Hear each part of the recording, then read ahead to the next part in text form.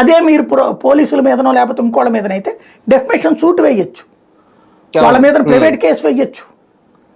ఇక్కడ ఈ ఛాయిస్ లేదు కదా. అదే కదా, ఇదంతా చర్చ జరగాల్సినటువంటి సందర్భం. ఎక్కడ ఎందుకు అతని పేరేంటి, అమ్మాయి ఆయేషా మీరా మర్డర్ కేసులో అతను ఎంతకాలం పాటు జైల్లో ఉండొచ్చాడు? లేకపోతే జగన్ మీద అటెంప్ట్ కేసులో అతను ఎంతకాలం పాటు జైల్లో ఉండొచ్చాడు?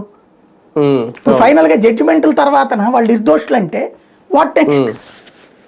అదే కదా, ఎవరు బాధ్యతలు? ఇంకా కొన్ని కేసుల్లో అయితే హత్య జరిగిన మాట వాస్తవం, అంతకుడికి సంబంధించిన ప్రాథమిక ఆధారాలు ఉన్నమాట వాస్తవం, కానీ అతనే అని ధృవీకరించలేకపోతున్నాం అని కొట్టేసినటువంటివి ఉన్నాయి.